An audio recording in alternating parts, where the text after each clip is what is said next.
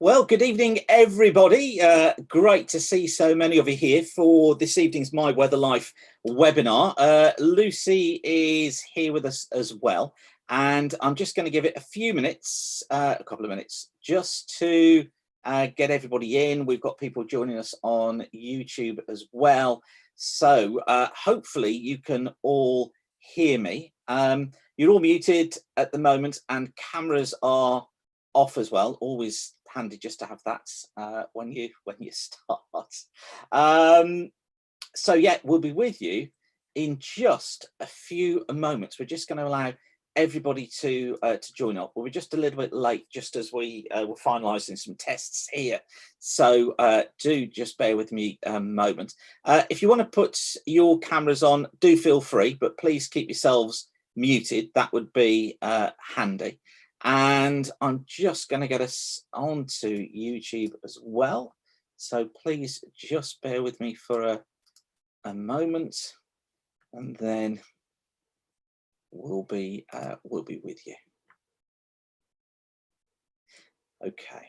And for those of you not used to using Zoom, you've actually got a chat window. If you click on More and click on Chat, you can actually type in there as well in your little chat window that you'll have available, so you'll be able to use that as well. So we'll just give it a couple of minutes, and we will get going.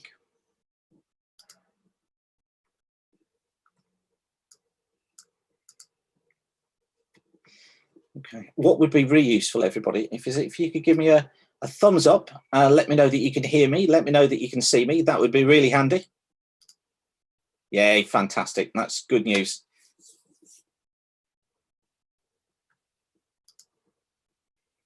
Excellent. And thanks for doing that on the chat window as well. And we've got people coming into us on YouTube now as well. Okay. I'm just going to mute myself up for a second, and I will be back in about 30 seconds time, and we'll kick off.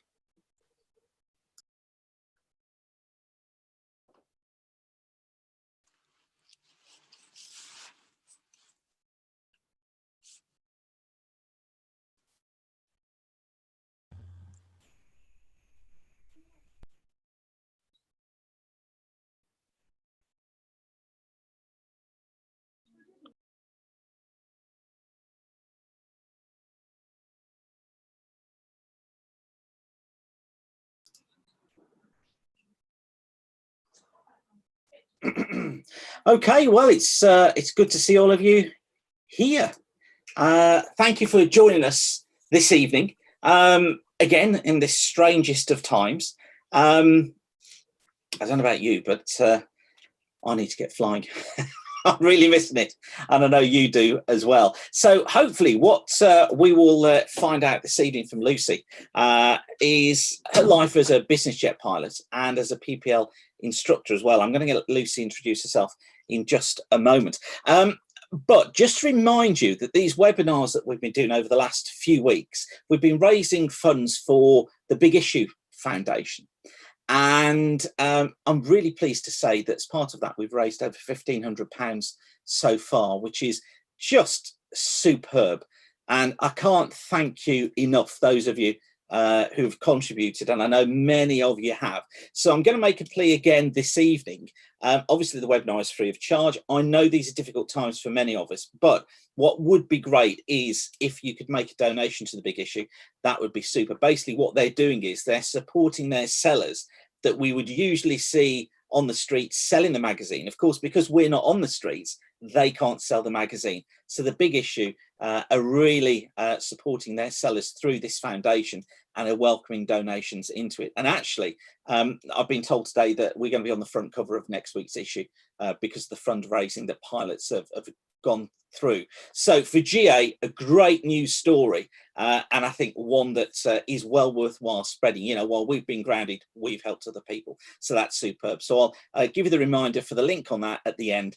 But if you just go to the justgiving.com website and click on Weather School webinar, you'll find that. But I'll give you the link at the end. Okay, without further ado, I'd like to introduce you to Lucy Youdell, who's waiting patiently. Hi, Lucy. Hello. How are you? I'm good, thank you. How are you? Good, yeah, all well here. Thank you very much. Now, Lucy's out of breath because she's just finished doing was it a Zumba session? Yoga tonight, yeah. Yoga. Oh, it was yoga this evening. Oh, right, okay. So you're all chilled and you're all relaxed and you're ready to go. Absolutely. Super. Okay, listen, Lucy, thanks for joining us this evening and for sparing the time to join us. I really do appreciate it. We've got lots of pilots online already. We've got more of them joining us on YouTube, more coming in all the time as well. I guess what I want to find out from tonight is what weather information you're using as a pilot professionally, and also how that crosses over into your career as a PPL instructor. Now, of course, I know you're a professional PPL instructor as well. So when I'm saying professionally, I'm thinking there about your commercial aviation business jet career. And when I'm talking PPL, of course, I know that's professional, but I want to find out about the crossover there between the two, and how the weather impacts on what you do. I think that's what we want to get to tonight. So obviously we're all in lockdown at the moment, and the aviation industry seems to be suffering a little bit. So how are you coping with the lockdown, and how on earth do you stay current when you can't fly? Well, I am very lucky. I'm furloughed at the moment, so I'm desperate to get my wings back, climbing the walls. But I have to be thankful that I'm healthy. I've got a roof over my head, whilst my other half is still working as a key worker. Obviously, you've already mentioned I'm keeping myself busy with yoga and Zumba, and I'm still continuing brownies virtually as well. And I've got a little bit of a part-time business, so it's all good in that respect. Yeah. As regards to the aviation industry, it's difficult to know where it's going to go, isn't it? Really, I'm very aware of all my colleagues, especially Flybe. There's a lot of friends I've got who are suffering at the moment, and are also amazing me by taking up all sorts of other jobs within the industry, and I take my hat off to them, and out of the industry as well, being delivery drivers, just kind of keeping things going at the moment.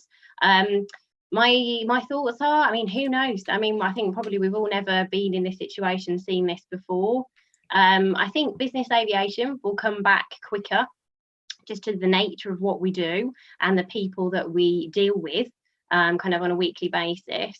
But the commercial airlines, I think they will struggle and have to come back step by step. I do believe we'll come back stronger, but as I say, it's very changeable at the moment, isn't it? We're constantly being updated with the situation. I guess watch this space is all we're doing, and hoping and praying for all those employees involved. I guess it's one of those where it will probably come back not the same as it left, and it will all look very, very different to what we've been used to. But like you say, we're still going to need to fly. So I guess that it'll just be interesting to see how the next year or 18 months pan out. I'm sure there's still going to be that requirement to fly. I know people have been saying, oh, I can't see that there's that much demand, and bringing in arguments like global warming and all that sort of stuff into it. But actually, I think demand's going to return, and it's just a personal view. But like you say, perhaps 12 to 18 months before it does. So fingers crossed, that we get back to normal as soon as we can. So tell us a little bit about your background. How did you get into flying? And tell us about the amazing aircraft that you're flying now. Okay, so it all started quite young with me. I don't have anybody in my family that's a pilot. I get that question asked me a lot. But I just was very lucky and fortunate as a youngster when I got taken all over the place, all over the world, traveling with my parents. And I was basically a lot of the time in an aeroplane, and I just realized I loved the flying side of it and got so excited with the airport side of it, which I know is quite sad, and I still do now, more so than actually the holiday itself. And I was just so excited to get back on the plane and come home again, not to come home, but just to have that whole experience. Essentially, I had it in my head when I was younger. It was still very much stereotypical male environment. So it hadn't even occurred to me to potentially look into the process of being a pilot. I actually thought I'd like to be cabin crew. And it was only when I was at secondary school, we had kind of one of these progress reviews, and I ended up having the head teacher because my tutor was off ill. And he asked me what I wanted to do, and I said, oh, I want to be cabin crew, I want to travel the world. And he was like, well, haven't you thought about being a pilot? And I literally hadn't. So I then started looking into the process, and it all started on my 16th birthday when my mum surprised me, and I know she's tuning in tonight, so thank you, Mum, with a trial lesson. And I had my first trial lesson on my 16th birthday at Hackney Green. And wow. as I say, there's been no looking back since then, really. They're flying bug bits, and I've just been involved with aviation throughout. I've gone through the modular route, so I've done everything step by step. My first goal was I wanted to be an instructor. That's what I wanted to do. I wanted to impart my knowledge, because if it wasn't be a pilot, it was potentially teach languages. So it was kind of like, which one do I do? It was a very tough decision to kind of put the gambling on, will I get a job? Because well, if you know anything about the instructing business, it's not generally well paid, and it certainly isn't something where you can save up and look to the future purely based on flying instruction. So it was kind of a big gamble for me. So I essentially did my PPL, and then moved on essentially to do my single engine CPL. So I did that in an Arrow. This was all at Hackney Green, followed by an IMC. And then I did my FI rating. So that's what I wanted to do. So when I was a brand new, that was in 2011, I got my first job at Wellesbourne. So the lovely Wellesbourne Airfield near Stratford upon Avon, which is where I spent 3 years full-time instructing. Whilst I was gaining experience instructing, I, alongside that, did my MEP. So I wanted to do that. So I flew a Duchess for that. And then I did a multi-engine IR and a DA42, and then followed on to my MCC. It's very difficult to jump into my first, as you say, almost commercial job, but a job really in flying that would give me a stable salary. So along the way, I did part-time instructing. I've worked in maintenance companies, learned a lot. That was a massive eye-opener for me.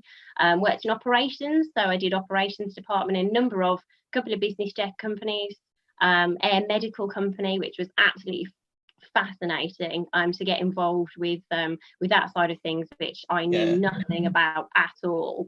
And then I finally got my first job as a first officer with the company I'm with now in 2016.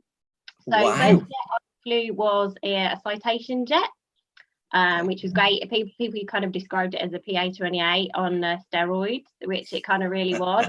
It was a really good aircraft to get in your first jet. It definitely really was.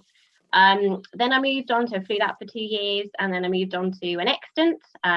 People will know that potentially as a Beech 400. I flew that for a little while, and then was very fortunate enough 2 years ago now to be offered the Embraer Legacy 500, which I absolutely love. I think Simon will show you a photo in a moment. I was going to say we've got a picture of that, haven't we? Yeah. There we go. So this was a recent trip actually in January this year. So this is being refueled, having landed in St. John's in Canada. Yes, I'm getting quite emotional now because I miss flying her. It's really sad, but hopefully soon. So yeah, the kit on board, this is the first fly-by-wire aircraft I've ever flown. The range, well, I mean, we really do push the limits on this aircraft, but thankfully the owner just wants to do that, and he doesn't mind the extra kind of fuel stops we get en route. So she's got great avionics, a side stick control, and yeah, all the information at your fingertips, absolutely spoiled in this aircraft, and I feel very privileged to fly it. Definitely. Wow, what an amazing toy. Am I allowed to call it a toy? No. Yes, it is. It's a toy. Yeah. You know it is. It's an amazing aircraft, isn't it? So are you flying just in Europe, or are you flying all over the world? mainly in Europe, because obviously that's mainly the biggest requirement. But thankfully, this owner has allowed for a little bit more exploration. So I've done a good handful of Atlantic trips now. So we've done Cancun, Barbados, New York, and actually coming up to about 18 months ago now, we did the Falkland Islands, which was absolutely incredible. Wow. So Luton, essentially down to Cape Verde, and then across into Brazil in Salvador, stayed the night there, then travelled down to southernmost part of Brazil. And then the next day moved on to the Falklands, and then we couldn't park the aircraft there just purely because we couldn't get back. So we positioned it into Chile. So the most part of Chile. So actually we were even further south than the Falklands, and then came straight back commercially. So literally we left Luton on the Friday morning, and then was back on a commercial flight into Heathrow on the Monday morning. It was, and then we went back out to get it a week later. But that was amazing flying, amazing in South America, and seeing, the similarities, but also the differences in and how they do things, air traffic control, the whole flight planning, and just the support we received actually on the ground from so many people. Great experience. And right, okay, on that picture, this is the weather anorak coming out of me now. So we've got some cumulus cloud in the front there. Had there been a snow shower or passed through, or did one come in pretty soon they've after? been quite heavy. The weather was quite interesting, and the forecast, but it was forecast to improve massively by the time we were getting there. And the same for our alternate of Gander, which is a little bit further north, obviously. But thankfully they'd cleared a lot of it. The runways obviously weren't contaminated because we're not allowed to land on that, and it just worked out. But as you can see, the weather they get up there is it's completely different to anything that we're kind of used to on a daily basis in the UK, at least. Yeah, something really interesting on that cloud. Look, you'll have to forgive me because I am just going to go into full weather nerd mode now. Top of that cloud there, can you see all those little bits, that raggedy top? That tells you that the atmosphere is very unstable and that cloud at any time could precipitate. So that's a great picture. There's a lot in that picture. You see, I'm looking at the aircraft and admiring the aircraft, but then I'm admiring that cloud as well. That's a very good cloud. Great picture, thank you. Okay, so what do you find are the biggest differences between, I mean, obviously, the aircraft straight away, we know speed, but what do you find are the two biggest differences in your two flying worlds, between business jets and light aircraft? Is it chalk and cheese? Are there similarities? What's the huge difference, or what are the biggest differences? Okay, the biggest difference for me, I think that stands out first and foremost, particularly I'd compare to, business aviation to kind of getting in and doing my instruction, is kind of the time that you've got available to you and how quickly things can change. So in business aviation, we never really know until the day, and actually sometimes it has been known in mid-flight to actually change where we're going. So we can go anywhere. We might be going to the Balearics, the next minute we're going to the Alps. We get dictated to by our passengers, and if they change their mind, that's absolutely fine. We'll just ask them to sit in the lounge while we do the replanning, and take them where they want to go. So it very much is obviously high level of customer service, which I would obviously say that I hopefully used to provide and still do in my instructional career. But you have to bear in mind, obviously, the amount of money that's being involved with this, and we have to make sure that we're swift to change things. Whereas obviously more time is available to you to plan these kind of longer trips that people are very keen to do, which are brilliant to do across into Europe in a light aircraft. Probably the ones I've done, I've spent a huge amount of time planning the different routes, thinking about the air traffic control I'm going to speak to. If they don't let us through, what are we going to do? You've got a lot more time to think that through and to plan it, as it were. Whereas we could literally go anywhere at the drop of a hat. So that's the biggest one for me. So you've got to be across a lot of information, then, haven't you, before you go flying, before you get to work in the jet?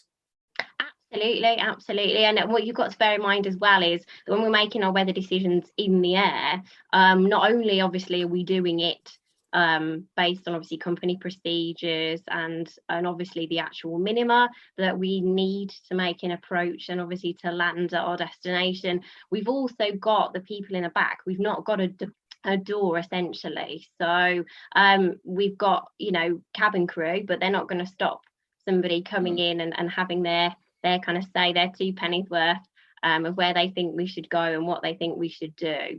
A lot of the time our passengers are very understanding. Essentially we're there for that purpose and we've got that kind of teamwork going on and keeping them informed, but obviously you kind of, the people in a light aircraft are all in on the plan and you all know what you're doing, whereas you know, things are obviously constantly changing, particularly when we're going the distances that you can see that I've been doing recently, the start of this year as well.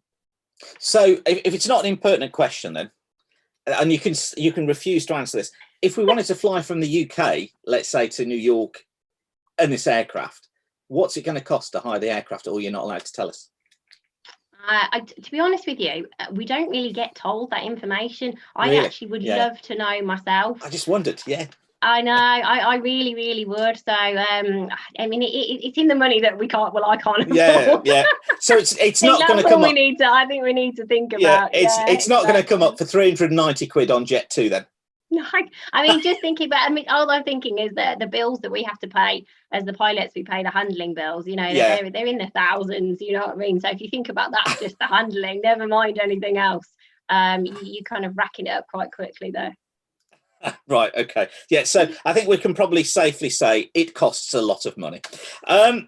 So when you get to work, I mean, obviously when I go down the airfield here, we're going to look at forms 214, 215, we're going to look at METARs and TAFs, and I like to get myself a broad picture as to what the weather's going to do, as obviously every pilot should. So when you get to work, when you're going to be flying in the jet, what information are you looking at? You know, how do you prepare then for the flight? So what are the main items of weather as well that you're looking for? Okay, so first things we kind of look at the paperwork that's been uploaded. So obviously we don't have necessarily a say so in the routing. Initially, we kind of log on to a computer system and print off our paperwork. So the first, well, there's 3 things that we look at, which is weather, performance, fuel, and obviously weather directly impacts the subsequent performance. So can we get in to a certain destination and obviously out of wherever we're leaving, our origin, and also that will impact obviously the amount of fuel that we can take on board as well. So you might be surprised at this because it's something, as I need to with my instructor hat on, I would never ever say to people to just rely on initially, but we looked at the TAFs and METARs. Now this is purely for a legality purpose. So this that Simon is showing now was for a real flight that happened. I dug out a bit of paperwork. So this was a Luton to Grenoble earlier on, I think it was a few months ago now. So what we're looking at is the legalities of actually being able to get to our destination. So what we have to think about is the weather going to be at the minimum we require, so the RVR, the runway visual range, all the visibility, plus or minus 1 hour of our ETA. So this is our destination, essentially. So obviously that's for a precision approach, or the modern terminology of a 3D approach.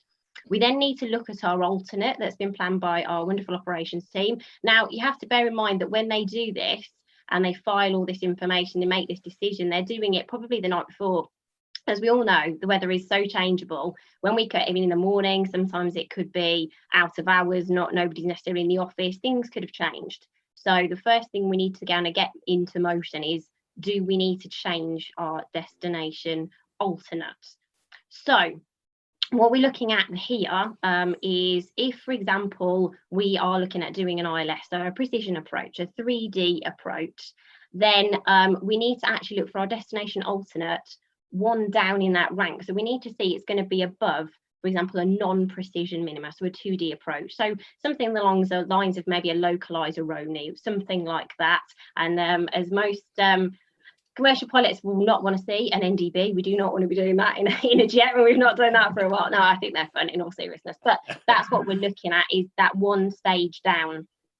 And if it isn't, we need to be thinking about, we need to change our destination alternate. So that obviously then links in together the NOTAMs. We can't assume, for example, the ILS is going to be serviceable on that particular day, because if it isn't, we then need higher minima, obviously, because if we're expecting a non-precision, we then have to go down to circling. So it's all about kind of keeping ourselves above board and covering our backs, essentially, as it were. So this is kind of the biggest thing that we want to kind of get into motion. The actual METARs, again, this is probably a bit of a comparison. The main thing that we're looking at really is the runway direction and the wind. Because actually, surprisingly, for our Embraer Legacy 500, that's actually one of the most restrictive things on it. So it's actually got an engine limitation of 25 knots. Okay. Oh, wow. So which is quite low if you compare it to a lot of commercial aircraft. So that again is another big thing that we're factoring into our scan whilst we're sat having our cup of coffee when we get into the crew room. So that's kind of thing the ball needs to get into motion.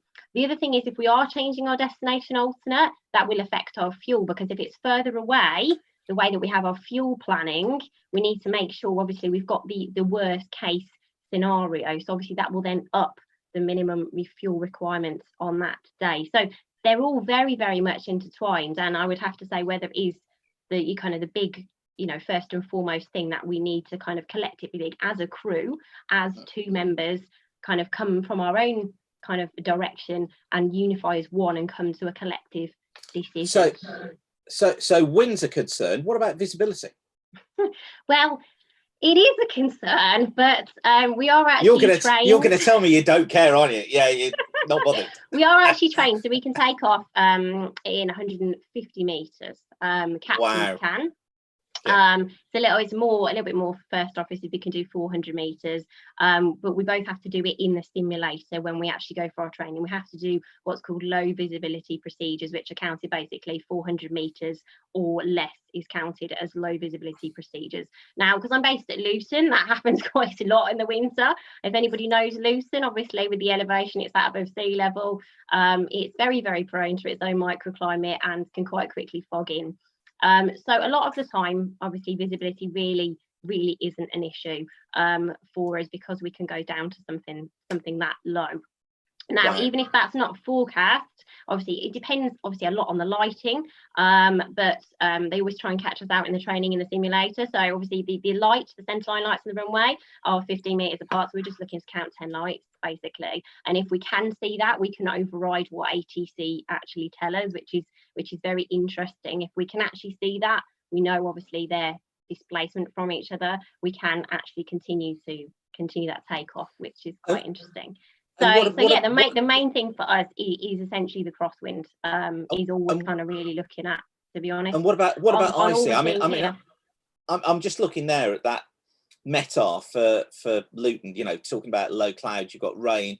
On the TAF, it's talking about heavy rain, broken at 800 feet. So what about icing? Is icing a concern? I was looking temperature there, 7, dew point 6. Would that give you a freezing level? What, I'm just going to make a stab in the dark, 4,000, 5,000 foot freezing level, potentially. So are you going to be worried about icing in that? Because there's towering Q there as well. So that's a deep cloud. Surely icing matters. Oh, absolutely. It does. But our aircraft is very clever. The anti-icing system that it has on board is automatic when we get airborne, essentially. So a lot of the time we leave it in auto. We can put all on, which basically means it arms essentially the wing anti-ice, so that will actually kick in on the takeoff run at 30 knots when we're going on. It's that clever. And actually we can also put engines only on, so obviously we can have that to make sure we're kind of keeping everything in the inlets obviously clear and free of ice when we are taxiing. Now it very much depends on if there's visible moisture and the temperature is 10 degrees outside air temperature or TAT. So we're looking at total air temperature once we're actually in the air as well. So those are the two key things, and not all, that we will consider overriding the system on the ground. But then it doesn't like it. So basically when we get airborne, it will then flash it and going, it's not auto, because I want to be in control of it because I'm cleverer than you. And then we'll put it into auto. Obviously when it does come on, it will tell us. We've got 2 ice detectors on the front of the aircraft which vibrate, and obviously if it's got any sort of icing, it will stop the vibration, which then causes the sensor in the aircraft to say basically icing conditions, and then allow the anti-icing system to come on. We've then got a beautiful synoptic page, because it's all about the visuals on this aeroplane, so we can look through all the systems visually presented. I've never known an aircraft like it. I know I'm raving about it, and I promise I don't work for Embraer, but it's just beautifully presented. I wish I'd actually given you a photo of that, because you can clearly see all the necessary valves. In the cockpit, have we got a picture of it? You have. I don't think. I'm not sure whether it's showing any of the synoptic images there. No, it would be bottom left, but that's the status synoptic page. But yeah, so for us, the icing, we're just making sure we're monitoring. Obviously we are physically going to look at that wing. You know, we're not trusting the systems implicitly, but you've got to, you know, trust the fact that there's always going to be something backing it up. You know, there's never just one thing, and obviously if it goes wrong you wouldn't know. There's constant sensors going on, and monitoring the situation. And at night we've got a leading edge light on the left hand side of the aircraft, so the port side, the captain side. He can turn the light on and have a look at the leading edge of the wing, just to make sure we aren't picking up any ice, and if the anti-ice system is on, that it's doing its job essentially. Wow, that's just amazing. So do you think we can get a similar system perhaps on a Grob or a PA-28 or a I would love that. I really would. Absolutely. Think of the money involved over there. Exactly. You are into it, you know. You can ask. Absolutely. So if you go back to the other slides, after the TAFs and METARs, we'll look at the charts that we get, and hopefully, well, some of you actually might be surprised the little weather presentation that we actually get. Just going to jump in and ask, SIGMETs, do they make any difference? Do you look at SIGMETs before you fly? Because you know, GA tends not to. Yeah, well, we do bear them in mind. Obviously, we're not going to deliberately go into any severe turbulence. Definitely not severe wind shear. It's completely prohibited. However, we want to be aware where these might be occurring, how quickly they're moving. A lot of the time, if you look at the levels there, one of them just looking at the LFAE down there, it's got surface to flight level 80. We're going to be through that really quickly. If we're given a climb, so not necessarily in London, but those are in French airspace. So yes, we look at them, we basically make them part of our weather picture, but the most of the time they're not going to prohibit us from going. Okay. So you do want to take a glance. Do you use them when you're doing GA? I mean, because I would assume that most GA don't even get as far as SIGMETs, because if you've got as far as the SIGMET, you've probably already made the decision you're not going to fly. Absolutely. I mean, if it's something that, you know, as you say, that would be features in a SIGMET, it's probably not really appropriate. To be honest, it's just not going to be a pleasant day for anybody. In that respect. Yeah. Okay, so moving on to the chart. That's this one. So SIG weather chart, is that the one you meant? Yeah, but there's a few here. It doesn't really matter which order we look at it in. So this one, a lot of the time, you'd be surprised, we actually don't have anything painted on here at all, and there's actually an in-joke going, oh, somebody forgot to put anything on this chart today. So essentially I will tell you all that we look at here is, obviously you can see loose and trigonal. First thing we're looking at is the routing kind of a sensible. Is it kind of elongate? Has it got a kink in it? And if so, we pick up the phone and say, hang on a minute, what's going on here? Is there some airspace restriction? It just allows us that beautiful picture of where we're going and the routing we're taking. Does it look sensible? And then as regards to the weather, so you can see the presentations, which I never think are very good, these kind of wiggly green lines which look like cloud, which aren't cloud. So essentially we've got two. So you can see we're going through section 2 there. So if you look across to the left-hand side. Yeah, I'll try and draw on it as well. You've got essentially moderate icing, moderate turbulence. Now the 3 crosses are below the level of the chart, and you can see the chart starts at flight level 100. So the ones above it as well. So we're basically looking to say, that's it. We're looking to basically say that we've got moderate icing and turbulence. in that section up to, if we're looking at section 2 there, up to 180, flight level 180. Well, we're not going to be too, again, bothered much about that, because we're going to be through that quite quickly. So a few lumps and bumps potentially to brief our flight attendant on, perhaps to mention to the passengers. Nothing else really significant there. The clear air turbulence we are a bit more interested in, but as you can see, that line is so close to where we're departing Luton. And if you can see there, you've got the square box. That is clear air. So moderate turbulence 160 to 380. Well, there's no way we're probably going to be with 160 by that time, potentially when we're coming over the channel. So again, if we were given, I mean, probably at these times, I mean, it's quite sad to say, but they're quite quiet. I hear there's very few aircraft on frequency. Therefore, you probably, in these days, would get given maybe an earlier climb. But it's again, we're going to punch through it quite quickly and be away from it on our routing. So very, very little to say on this chart. As you can see, there's not a lot presented at all. No, there's not, is there? There's not. Interesting though, I was just looking, this area of severe turbulence is out here in area, is that area 2 they're calling that? Which of course is where the jet stream is there, which of course is where you'd expect to see, isn't it? Some clear air turbulence in the jet stream out there. Yeah, but like you say, not a lot drawn on that chart, is there? So the amount of information there that you're presented with, like you say, is very, very little, isn't it, really? Very limited, yeah. Yeah, and of course these are they tropopause heights there? Yes, exactly. Which will match onto when we look, obviously, the next chart. Okay, in a moment as well. Let's get onto that one. Just a second. Let me get rid of that, and we'll get to the next chart as well. That one. Yeah, so that wasn't what I was talking about, but we can talk about this one first. How about that one? Yeah. Yeah. To be fair, we just go back to the previous one because there's not a lot on there, and then this has got the more detail on it. So again, you can see this basically is just the wind we're looking at. So we're just looking at the direction. We're seeing, are we benefiting from a tailwind, hindered by a headwind, and again, just our routing from origin to destination. And it's obviously got temperatures on there as well, but it's quite full. The numbers are quite small. There's quite, a lot on there, but of the same thing. So again, just having a quick glance at it, really looking at what the wind is doing at our level is all we can get from this chart. So the most useful one we talk about, well, I find personally, I'm not sure about my colleagues, but is the next one. This one. So a vertical cross section along the route. Again, it's the same route, Luton Grenoble. So the first thing that we look at, this red dotted line, is the tropopause. Okay, so that's kind of what we're interested in on that day. Where is it, and where is it in relation to our routing, and obviously our vertical profile, more importantly.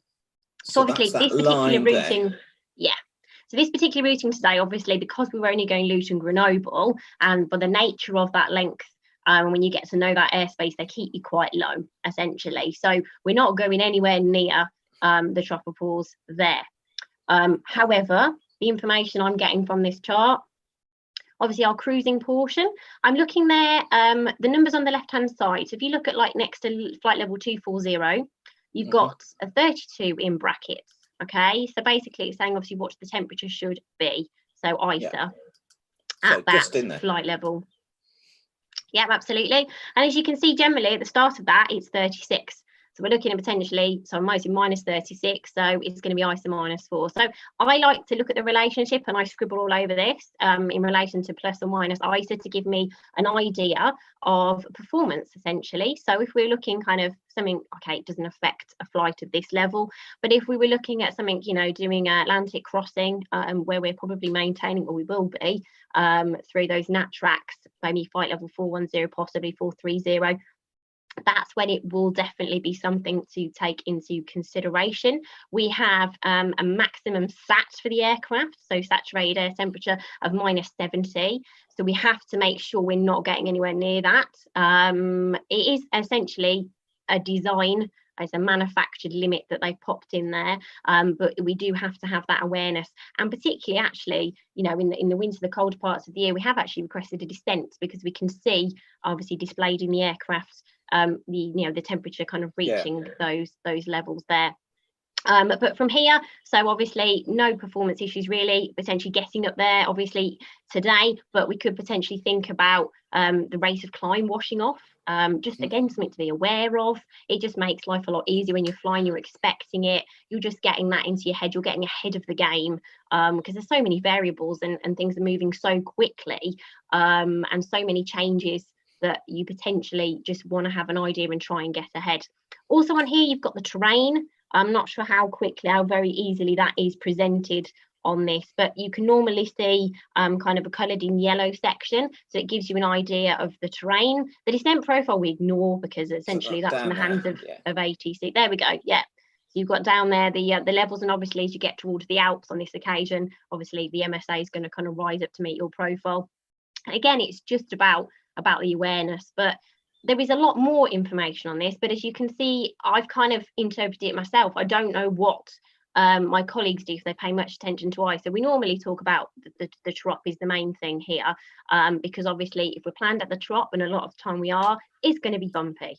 And our role, I mean, although we accept that bumpiness, is we've got to try and make it as comfortable for the passengers. So we're either going to have to request a higher level, or think about, have we got the fuel to kind of maintain a lower level to make sure we're not in the worst of it, essentially. So, I mean, you're getting this information on there immediately. I'm looking at it and thinking, well, you've got no cloud information presented, but you've got icing, and I guess you get turbulence information on there too. So your amount of data that you're getting weather-wise, when I'm looking at that and sort of comparing back to GA, it seems to me that the GA data, when you're looking at forecasts for GA, is actually more detailed than the forecasts when you're looking for doing flight in the business jet. Would that be a correct assumption, or do you think it's more different data? What's your take on that? My opinion is, because everything's moving a lot slower in GA, and normally the comparison of potentially, I think we had a chat the other day about these 3 hours of what you could get in 3 hours, 300 miles as opposed to 1500 in the jet. If we looked at the level of detail that GA, and I say GA, we actually get called GA when we go to some airports, so I ought to say light aircraft really. The detail is really, I think it's more valuable, because one, we're punching up above this weather. So a lot of the time, I mean, the actual maximum flight level for the Legacy 500 is 450. So we're above that weather, most of it. We actually even, I mean, quite often we go to at least 41. So, we are still above most of that weather. So for us, the biggest things are departure. As I already mentioned, the wind is a key factor. Also the visibility, though, do we need to take off alternate if we couldn't get back into Luton, for example? And obviously the destination. We need to make sure the chances of obviously getting in there and getting our passengers to where they want to be, at when they want to be, is the more important thing. But the overview of the actual detail, we're going through it, we're just looking at the key elements of what's going to be the biggest kind of threats for us. Turbulence, clear air turbulence, we've already touched on. Cumulonimbus clouds, particularly when we're going in these areas of higher temperature. I mean, obviously Italy, northern Italy is kind of prone to them. Obviously with the lift you're getting off the Alps as well. And all this, kind of comes together to create kind of, as I say, this bigger overall picture. I think when you're actually going to fly distance such as you could do, let's say for 3 hours or something in a PA20 or 152, you do need to look at that level of detail, because you need to understand, well, one, you're kind of more going for fun, aren't you? I mean, you want to enjoy it. You don't want to put yourself in kind of difficult situations. You're just not going to. The flying is probably going to be less challenging. I'm not saying that it's very different. It's challenging, I would say, in a different way in comparing the two. But definitely, I would say the detail required for all the flight is of the same level in light aircraft, whereas our detail gets into specific areas, and others we just need an overview of the key elements and essentially any possible threats and errors. Obviously, as today, we're always talking about threat and error management and throwing it in there before we go flying, and obviously the weather is a big part of that for us. So when you're instructing So when you're instructing a student, I take it mainly it's PA28s that you're flying. Is that right? 152s a lot of words, yeah, 1 or 2, okay. yeah. So when you're instructing students in the 152 and the PA28, whatever it might be, what are you able to bring to that lesson weather-wise from your knowledge, from your experience that you gain from the weather that you experience when you're flying in the business jet? Well, I think it's difficult to compare the two and what I can kind of bring to it in respect of the lack of weather that you've already seen that we get given. I would say that hopefully the way that I would go about obviously engaging with the student and also assisting PPLs that want any kind of help around the club is to look at that overview, the bigger overview initially, and work toward then to the detail. I think I see far too many people jumping in on the TAFs and METARs, definitely, and just relying on those. And you know, a lot of people forget they're written for those airfields. If you're going to be at somewhere like Wellesbourne, we'll take it as an example, it doesn't have its own published TAF and METAR, so you're looking at a comparison between Birmingham and Bryce, but it's not actually at either of those places. And as you quite right, as soon as you're airborne, you're now not in, you know, you could have, you know, showers in the vicinity, but they're going to be in that area, that because you're not at the airfield and you're not spending your time just flying at the airfield. So I think people need to start off with a bigger overview, and start kind of then coming smaller into detail rather than jumping, which is kind of quite easy these days to kind of fall into those traps with the great technology we've got. But the presentation on SkyDemon and other search applications is so easy to miss out those bigger details like the 215 and the 214, and even looking at something bigger like a European spread of what's actually happening. What can I see? I don't have to be a meteorologist, but I can actually look and know the basics of that associated weather, how quickly things are moving. That's really obvious to see from the charts. And just kind of give yourself more of a time frame, a window, so you don't end up cutting your nose off to spite your face. I've seen so many people kind of cancelling when they're at home, and ringing me up when I'm like, well, come down, have a look, you know, particularly when you're moving towards kind of fronts that have gone through, cold fronts, they go through sometimes quite quickly. So by the end of, like, you know, a day, so 4 o'clock or something, by the time you've got there, if you cancelled at 12 because it's chucking it down with rain, it's actually gone through and it's lovely and it's clear and the winds have dropped and it's actually a lovely afternoon, or you've got a nice half an hour window towards the end of the day. So that's kind of what I would say, that you've got that flexibility, which we don't have in the business aviation world. We have to go at that time regardless of what the weather's doing, obviously within our limitations. We can't wait just for it to be a beautifully clear day with, you know, light winds, you know, as everybody wishes when they want to do their flying in general aviation. And what you've just said there is basically straight from the weather school playbook. So thanks, Lucy, because that's exactly what I say to people when they ask me about MET and how can they get more MET knowledge. I just say to people, stand back, take the broad view, just look at a broad chart. So, you know, I just got that up on screen. So it's something as simple as that. It's a very broad view as what the UK, what near Europe is doing, and just appreciate what the weather's going to do. I think it just gives you so much information, doesn't it? So I'm going to ask you now the multi-million-dollar question, which is probabilities in TAFs. How do you read them? Because this is a question that I get asked at weather school all the time, and those of you who've been to weather school know that we talk about this. So I was just looking on this TAF here. I don't know whether you can see it, whether it's clear enough, but it says there prob 30 tempo, showers of rain, and actually that'll be hail, wouldn't it? So hail showers in there, prob 30. So how do you read a prob 30? And I should declare that we did talk about this the other day. So go on, you tell me your take on a prob. I did, but thankfully you did tell me my interpretation was right. So which was you know, quids in.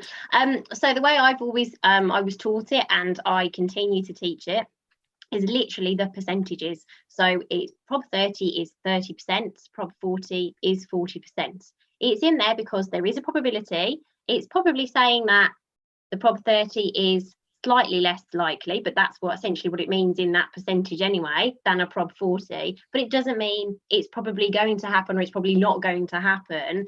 They're putting it in there because they do think there will be potentially that period of where you will get the following weather. So I really am passionate about people not discounting that Prob 30. A lot of people are taught, oh, it won't happen, just ignore Prob 30s, which is in my view, you know, completely wrong. And you need to definitely, especially for light aircraft, because they could be there. There is a 30% chance which, you know, the following weather will happen. And just as a side note, we have to take Prob 30 tempos in if they're in that window of plus or minus an hour of our ETA of when we're actually going to our destination. We do have to take them into consideration. So just kind of a note to think of that, you know, when we're flying around, you know, commercially, we do have to factor them in. So don't forget to factor them in when you're flying around in light aircraft, even more so.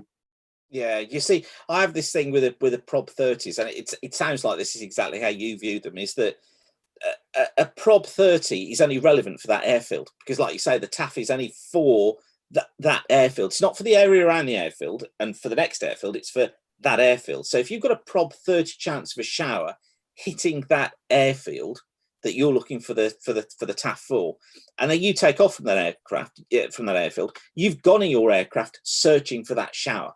So your probability of coming across a shower or a thunderstorm, whatever it might be, has just increased, because unless you're doing circuits, you're going to go out for a jolly somewhere.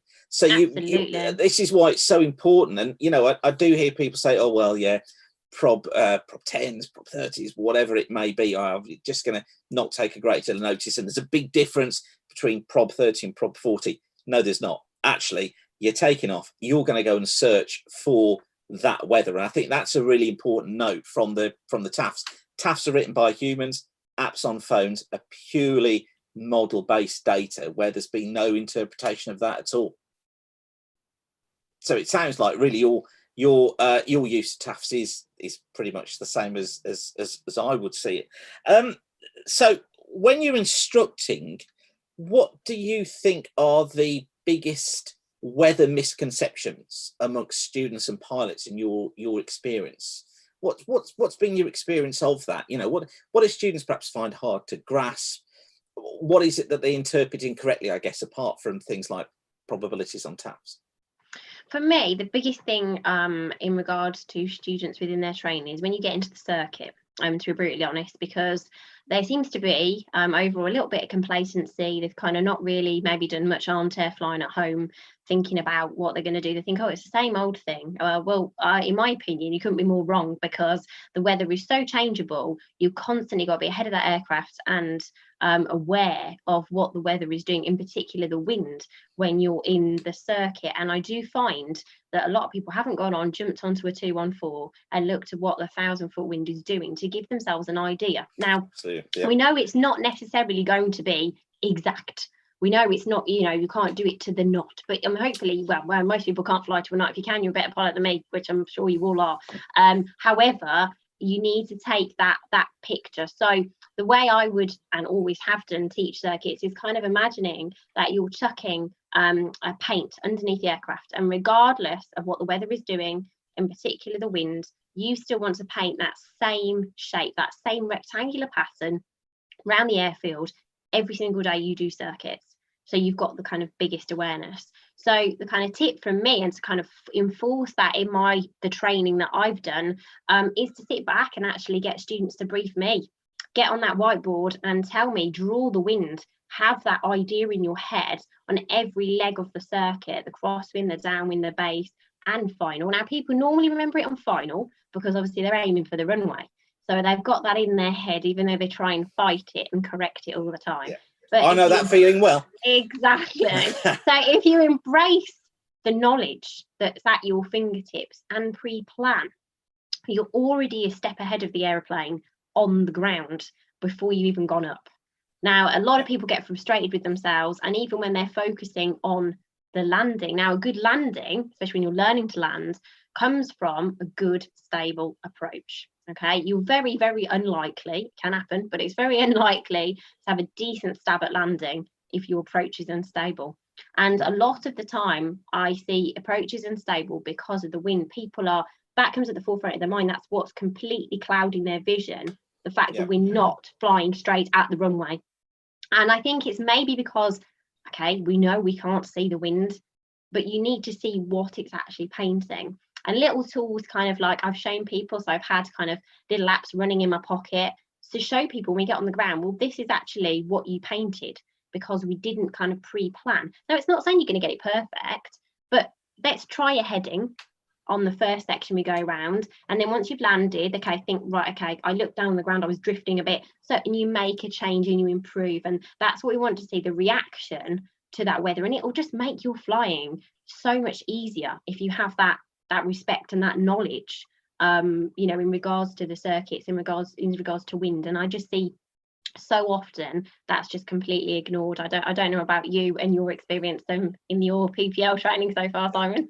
Yeah, I've noticed. Do you know what? I'm going to put my hands up to it as well, because I think one of the things is that, isn't it, that as a student you get so fixated on what you're going to be doing during that lesson and what you're going to do during the circuit, and you're remembering your bump fidges and all that sort of stuff, and planning before you go flying, that sometimes something as simple as 1,000-foot wind can just slip away. And I have to say, very often it's only because I've studied it as part of my profession early on that morning, let's say, before I've gone flying, that actually then I recall in my head, oh, that was what the 1,000-foot wind was doing. So I think that's superb. And like you say, you know, whiteboard or even a piece of paper before we go flying, just write down what the wind is doing at the airfield, even before you get there, because that visualization is then in your head, and it's still there even when all that busy time whereas you're preparing for your flight comes in. So I think that's a great tip, Lucy. If you want to ask any questions of Lucy, by the way, do feel free. You can put them in the chat window, or if you're on YouTube, use the chat window on there, and I'll put them to Lucy. And if you want to ask all on the audio or on camera, please feel free. Let me know, and I can unmute you, and you can ask Lucy a direct question. Catherine Spence has asked, how do you deal with unexpected weather?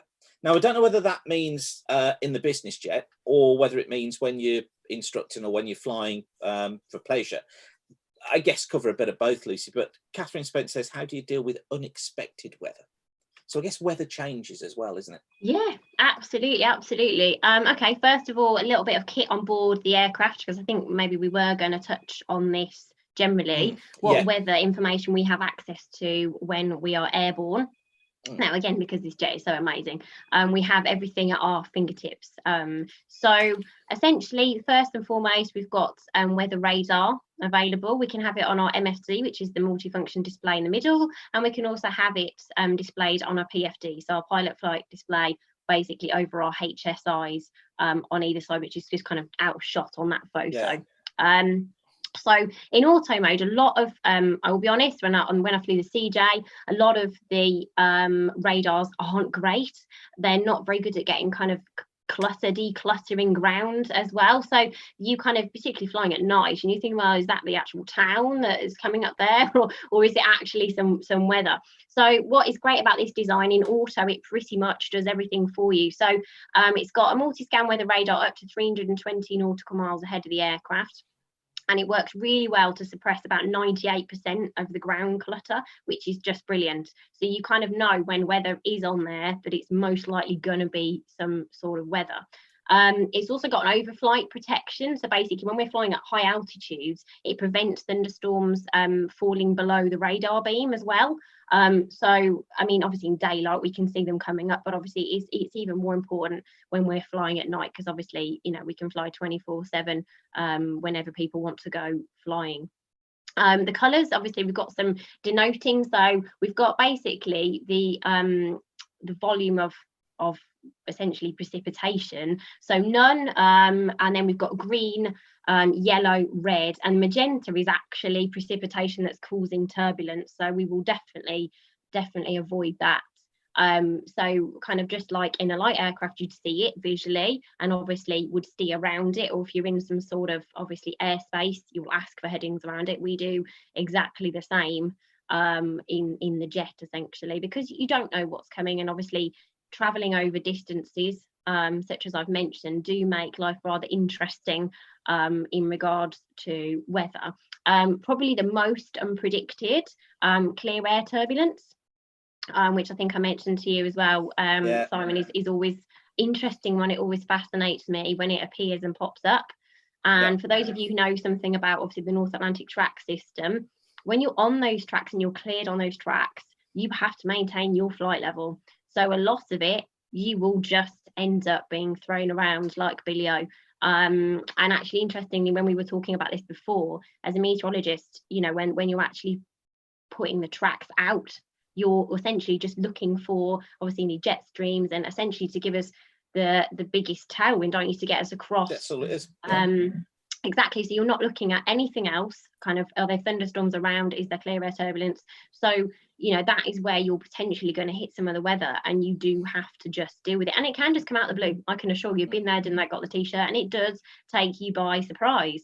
But a lot of the time we are not flying at our max speed, okay, because you are again cleared across the Atlantic at a speed.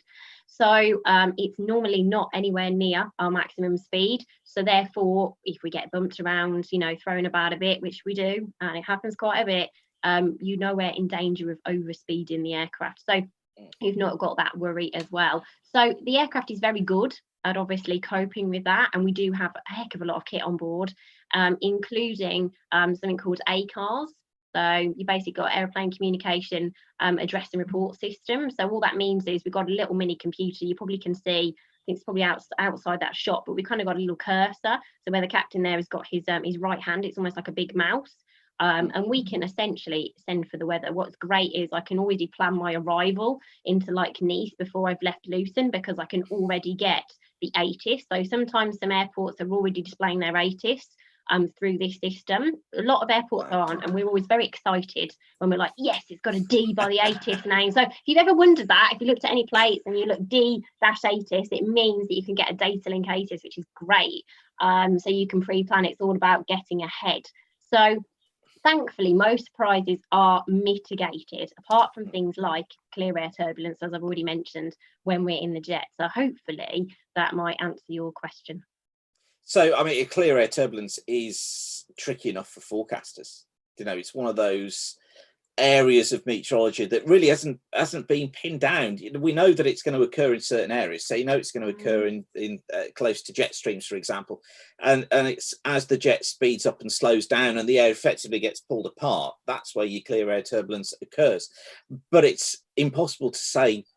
Impossible. Yeah, what it is, it's very, very difficult to say in exactly where that turbulence will occur. Easier to put it over a broader area, but to try and pin down where it's going to occur exactly is not impossible. You can just put it into areas, and of course we rely on reports from the aircraft coming back in to highlight where they've experienced turbulence.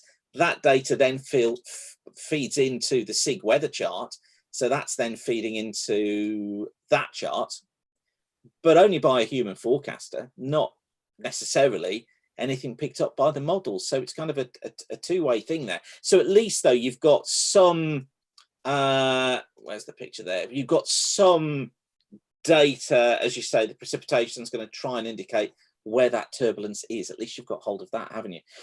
Now, Colin has asked, if Lucy did her PPL before her CPL, how different were the Met exams between the two? A big difference, I would say, in terms of detail. Is that correct, Lucy? Yeah, I mean, I have to say this was a while ago. I have to say, you're asking me to pull out my memory here. All I remember in the loft, in the loft, I've got a whacking great Met folder for my ATPL exams. So the level of detail was incredible, and the volume of things that you've got to kind of regurgitate. But the format of the exams are exactly the same. You've still got multiple choice. It's just a lot bigger scope to kind of cover, is all I would say from memory of the comparison of the two. Yeah. And it is, isn't it? I mean, there's a lot more on climatology. There's a lot more on the workings of the weather. It goes into far more depth. Somebody's actually said on here as well about forecasting, how accurate and reliable are the forecasts that you receive in your professional life. That was from who's that from? That's from Tom. So how accurate are the forecasts that you receive in your professional life? Well, You've got to be careful. Yeah, you have to be careful. You have to be careful. I mean, obviously, we're not using your services. I think if we were using your services, they would be a lot more accurate. Lucy. I know. I think because of the limited data we receive, it's very difficult to answer that unless I'm talking based on TAFs and METARs, which is essentially the same information, obviously, that you could look at if you're going to go up in your light aircraft. A lot of the time, I would say, yeah, they give us a reasonable idea, but we're going to support them with things like radar, which obviously we don't have access to through work.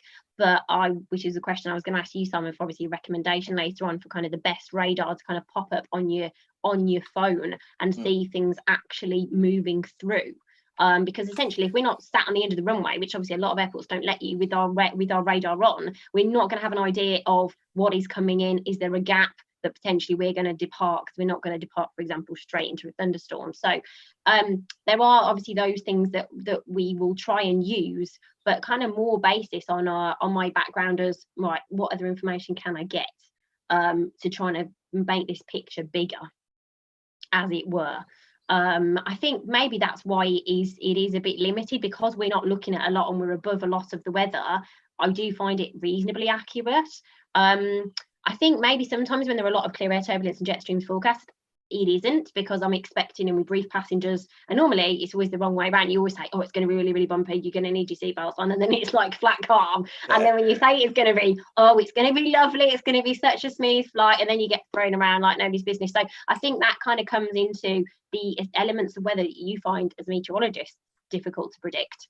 Yeah, we absolutely also find difficult to receive, because we're kind of, that human part of us, we kind of expect, right, okay, we are going to expect that there are jet streams, it is going to be bumpy as we're going through and as we're climbing out above them and descending back through them.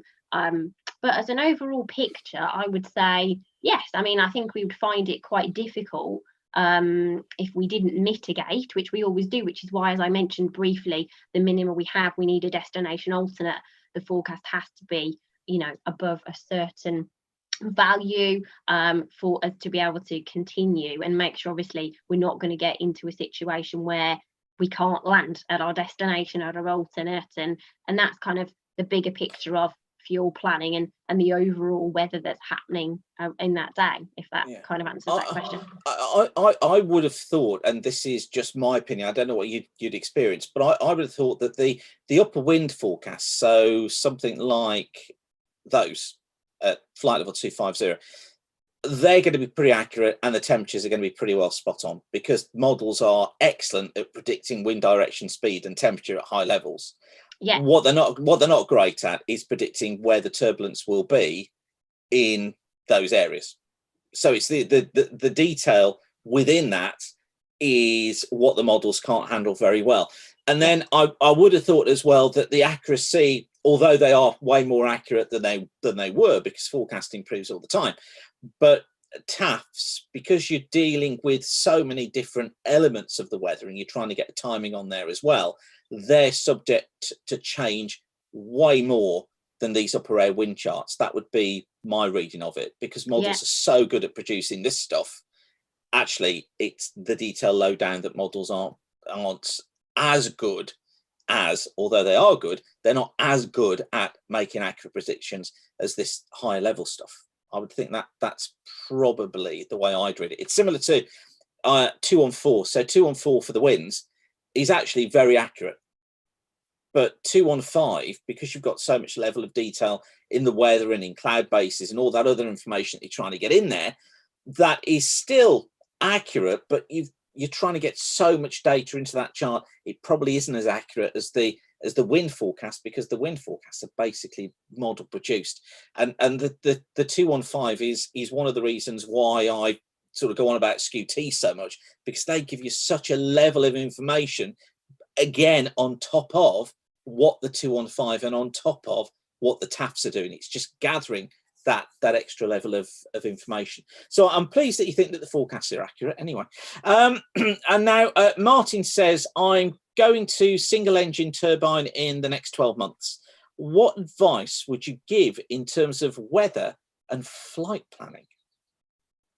It depends if you're doing your own. I'm very interested if you're doing your own flight planning with there. I mean, the levels that you're going to be flying at. Now, I'm assuming that Martin is, and Martin is a graduate of weather school. So I'm assuming he's going to be doing his own flight planning.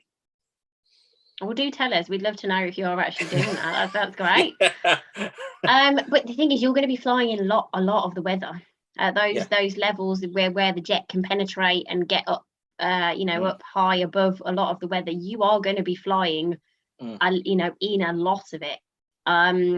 So I should have said, Lucy, Martin's flying a DA-42. He's got a PPL, an ME and a IR.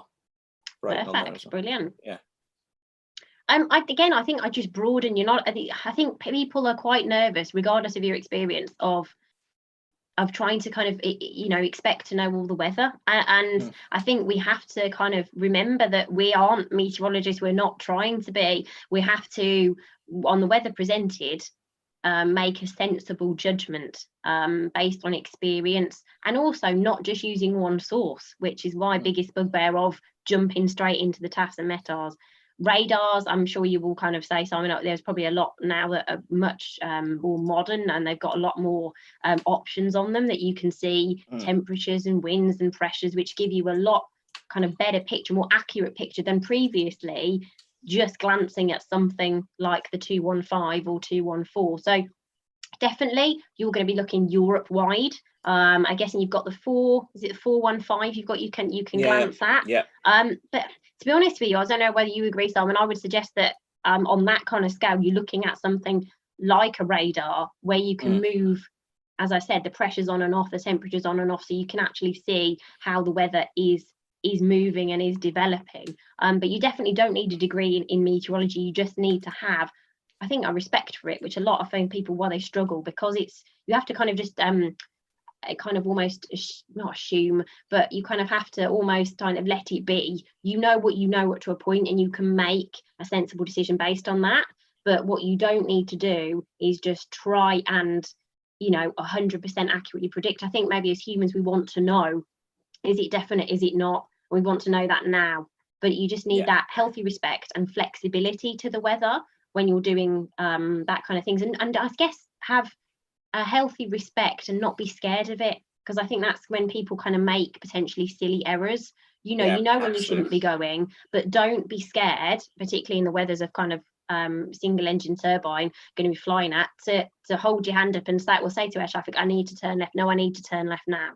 I'm not, you don't get pushed into weather situations which you aren't comfortable in, because at the end of the day, you are up there, you are flying, you are making those decisions. So remember, safety comes first. So if you don't like something, turn around and go back. It's not a failure.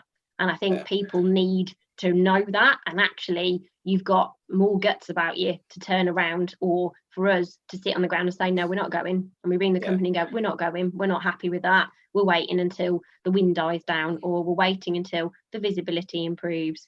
And I think for me, that's something you need to bear in mind, and not have these nerves attached to it. I think it's that thing, isn't it? You're in control, and absolutely, the one thing that frightens me more from weather school and doing weather schools, and very, very few people have ever said this, although they repeat the story of others who have, is when they say, "Oh, go on, we'll go and give it a go." And to me, that just sends shivers down my spine, particularly when it's things like formation of fog, or even worse, thunderstorms. I think if you're of the point of view of, oh, we'll go and give it a go, the answer there to you straight away is don't go, and don't get pushed into going by anybody else. Obviously, as a weatherman, I throw my hands up to this and say that probably I do err more on the side of caution, because I see what the weather can do, and I see the power that's there, and how lucky people are in missing weather situations. But I think if you're having that conversation in your head of, I'm not sure whether we'll do this, or go on, let's just go and have a look. I don't think that's a absolutely. And as an instructor, very much when you're making that decision for students at the start, I have to say, you are kind of worried, about what they'll think of you. Do you think they think you're going to cancel all the time? But in my mind, I've always taught everybody, and I will always maintain, if there's any doubt, there's no doubt, you're not going. And for me, also you're looking at the benefit to the student for that actual, what they're going through that particular moment. If you're going to go up on a high pressure, another big misconception, as we know, high pressures, as they obviously mature and they're around for longer days, visibility gets much, much worse. A fine for those instructors that you've got good anchor points, you could maybe pop up and do a trial lesson, something like that. But for actual navigation, it is really awful, and you can actually end up kind of scaring yourself, to be honest, where you sat on the ground thinking, oh, it's a beautiful day, isn't it? Great day for going flying. So you've got the viz, and then you've got thermals. So, and all of a sudden it's almost like people forget and don't have that appreciation. They get airborne, and then they, as I say, they scare themselves. But if it's not suitable for what we want to do, you're not going to get there, any quicker by rushing it and scaring yourself. And, potentially you might not get up in an aircrane for a few months. I just think it's really important to kind of sit back and don't be scared to say no. Yeah, absolutely. And also you said there about the viz, going up in the viz. Of course, an easterly is the classic situation for that, an east to a southeasterly wind, where you get this deterioration of visibility day on day, and your visibility reduces. And easterly flows are very scrappy in the UK. So you're going to get turbulence in an easterly flow most of the time. If you've got a wind speed above sort of 10, 12 knots, you're going to get turbulence at all, well, up to 5,000 feet, I normally visualize it as. And once you're beyond day sort of 2 or 3 of the high pressure, that visibility is going to reduce significantly anyway. This year's been slightly different when we've got an easterly wind, because of course we've not got the industrial areas of Europe producing as much pollution as they do. But generally in a normal year, with an easterly coming in from Europe, you get a lot of pollution feeding in all the time. Visibility reduces day on day, and what looks like a reasonable day on the ground here, when you get up there, is not going to be great. Like you say, that's definitely one to be watching out for. So I'm conscious here that we're over an hour in, so we'll wrap it up soon. But just a question I've just had from Richard Simmons, which says, weather forecast dependability question, Lucy.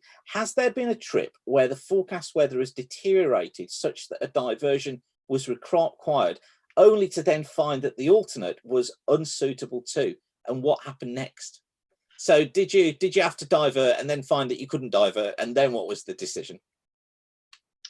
We nearly had that happen, but thankfully got in just before in the alternate. So, I mean, the times that you're going to potentially have to bear that in mind is when you're coming across from the Atlantic. So the time that we had it happen was coming from New York.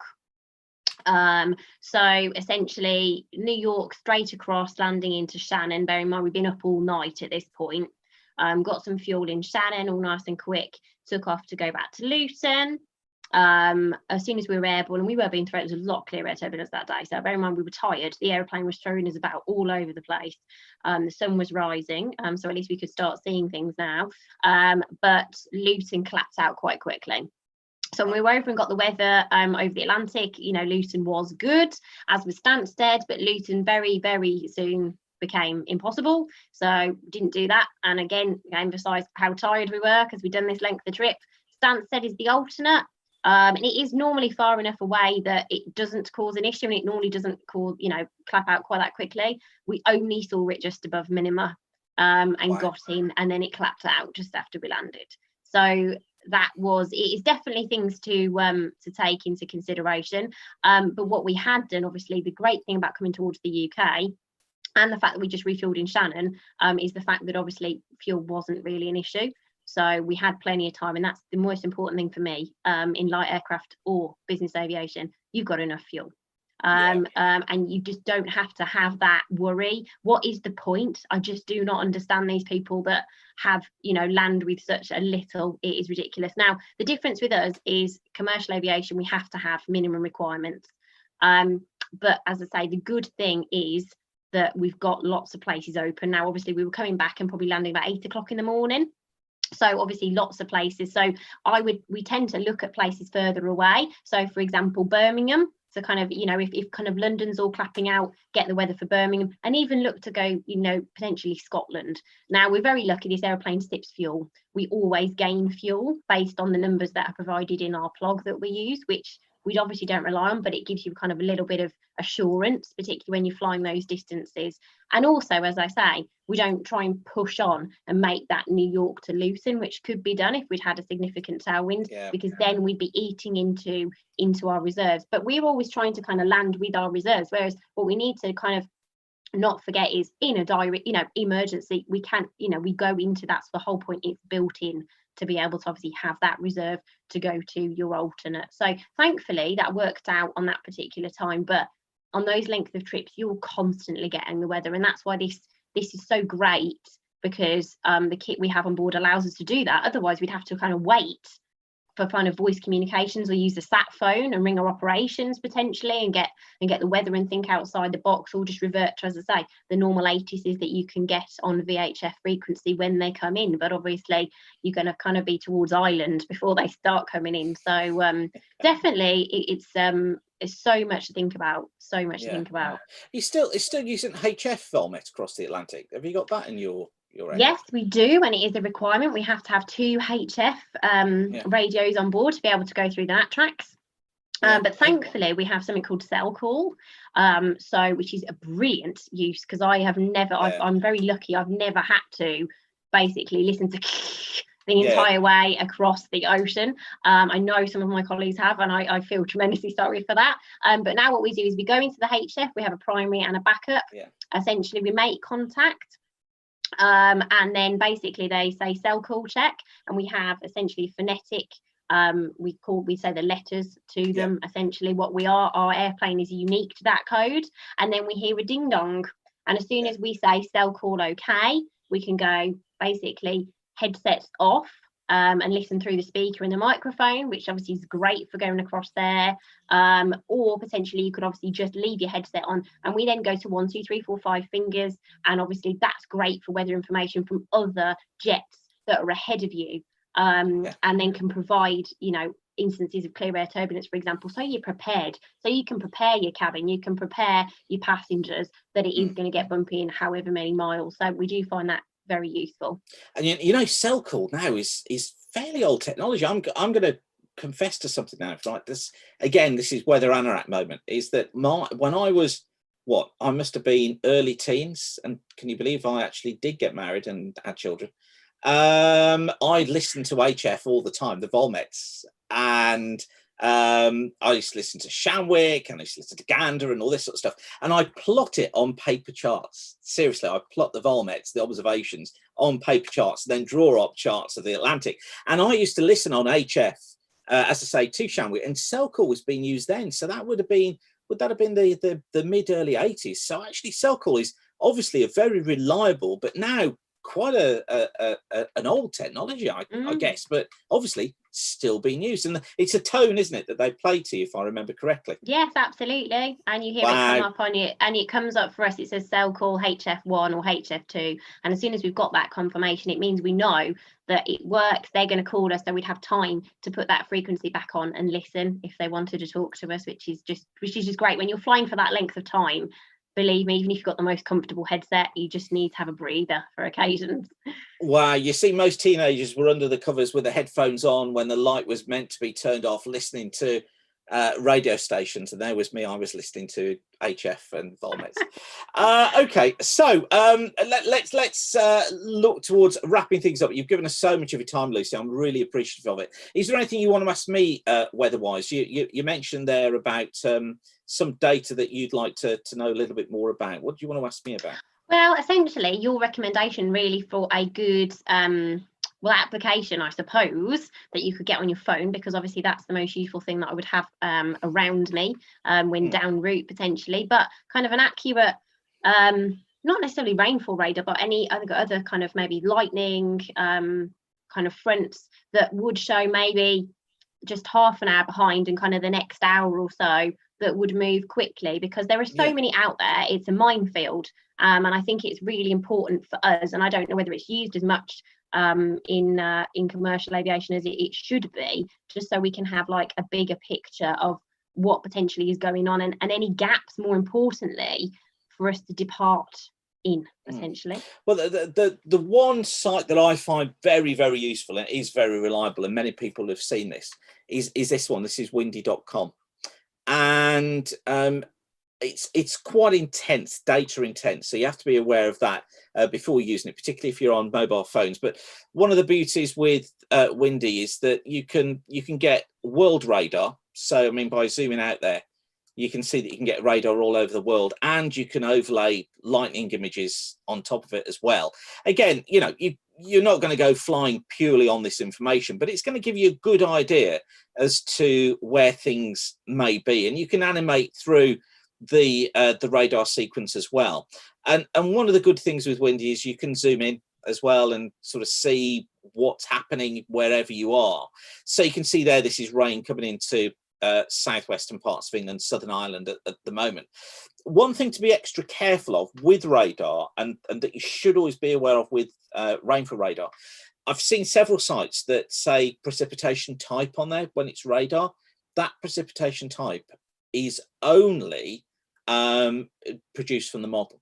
So effectively what goes on is that the radar will compare with the model and decide whether that would be sleet, snow or rain at that area. Now, on many occasions, it is going to be rain, sleet or snow, but it's just really worthwhile noting that that takes away from really what radar is, because what we're looking at there with radar is actual data. So it's real data. But when you're looking at something that is trying to say whether it's raining, whether it's snow or whether it's sleet, you've just got to be really aware that that data, that forecast data, is coming from a model, not purely from the radar. So for me, actually, Windy has a lot of information in there that is very, very useful, and that would be at the moment my site of choice for planning when I've got good access to a broadband connection.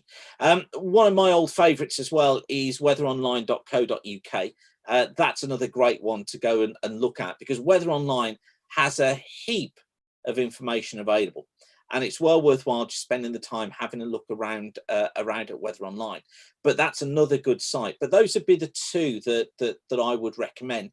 As you know, we've had this discussion before. I'm incredibly wary of apps, because most of the time apps use exactly the same data source. So most of the time it's the GFS that they're using. So it may be presented in different ways on different apps, but the fundamental data source still remains the same. So you absolutely should not go flying on what your app is telling you. You must do your own planning. And this is not to Lucy, because obviously she does do her own planning, but it's really important when you're going to go flying, you don't do it on an app. Just don't do it on the app. Look at forms 214, look at 215, look at what they're saying, and then go flying based on the information that they give. But yeah, Lucy, that's what I would do. It's an easy answer to your question. That one is to have a look at Windy. Just incidentally, you said about the weather in northern Italy, and just look down there, northwest Italy, coming into the Gulf of Genoa. Can you see the thunderstorms going off down there? Absolutely, that looks common. Yeah, that is. Yeah, that's the one, isn't it? This area here. Gulf of Genoa, running into eastern France, through the southwestern parts of the Alps. Yeah, so many thunderstorms in that area, so frequently. And if anybody's doing GA and thinking about going into sort of France, the Alps, northern Italy, just be very, very aware of being caught out in this area, because when I'm dealing with pilots who are being caught out, very often this is the area in Europe where they get caught out. Absolutely. So, I just would say you always have a backup plan, as any aircraft does, whether you're in a glider or you're in, a 747. You always need to know what if all the time. Yeah. Don't be complacent, I guess, with the weather. Absolutely. Listen, Lucy, it's been fantastic of you to give us so much of your time this evening. Thank you very much.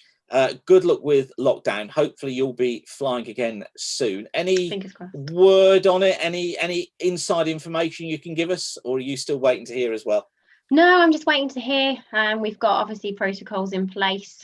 We did have one aircraft return some family back to the UK from the States last weekend. So we've been able to have access to their report from them of exactly, what the procedures were. Obviously, the biggest thing is the available alternates. now, what's open, and also provision, obviously, if you go tech, because if you've got any sort of technical issue now, we need to know where are the best places to drop in where you could get parts, because what you don't want to be is stuck, down route, not being able to social distance, stuck somewhere where you don't have access to those parts, and then obviously now you're putting yourself more at risk. So it's very interesting to see what's happening. I'm just kind of wait to see obviously the latest update, and hopefully gradually get back to some sort of normality and getting a little bit of flying in before I become not current anymore. So yeah. Wouldn't it be great if we could all get back and get some flying in and just get some sort of normality returned? Let's hope that Sunday brings us some good news, eh? Yeah, let's hope so. Well, thank you everybody for tuning in. I'm delighted that people were so interested in little old me. So Hey, I'm really grateful that for you asking me something. I know you've been asking me for many years, and I have turned you down on so many occasions. So yeah, thanks everybody. It's been great to chat and kind of share a little bit about my experiences, and I hope they might have been a bit of use to you. So Lucy, it's been fantastic. Thank you. And see, I told you I'd be gentle and it would be fine, didn't I? See, and yeah, it was. Absolutely. Thanks. Now, just a quick note for everybody. I don't know if you're aware. Let me just get my little note up there. I have decided that we're going to run aviation weather schools online for the time being, because we can't operate them in a classroom environment. So we're running the first one this weekend, and we've split them into 2 sessions. So they're going to run on 2 Saturday mornings. This is ideal for you if you couldn't get along to the classroom session for whatever reason that may have been. So if you go to weatherschool.co.uk, click on aviation, and then come down to Aviation Weather School Part 1. It says there, live online course. Click on that and it will give you all the information about our courses. As I say, this weekend's course is full, but just click on the email over here and that will enable you to put your name on the list for when I announce the dates for the next course. It's exactly the same as the classroom-based course. I present it live. We limit the number of participants. We've got great interaction going on, but obviously until we can do our classroom-based courses, then this is the way that we're going to do things, and that course filled up within an hour. So obviously a lot of people want to do it. Now, just before we go, I've been doing these free webinars for the Big Issue Foundation. As I said at the beginning, it would be great if you can chuck a little bit of money into the pot for the Big Issue sellers. The address that you need to go to do that is that one there. Hopefully you can see that. So it's justgiving.com/fundraising/weather school webinar. Please do give what you can. I know it's difficult for many of us, and that some of you won't be able to afford to put in. Don't worry, that's absolutely fine. But if you can chuck some money into the pot, let's do it, and let's show what the GA community can do when called upon.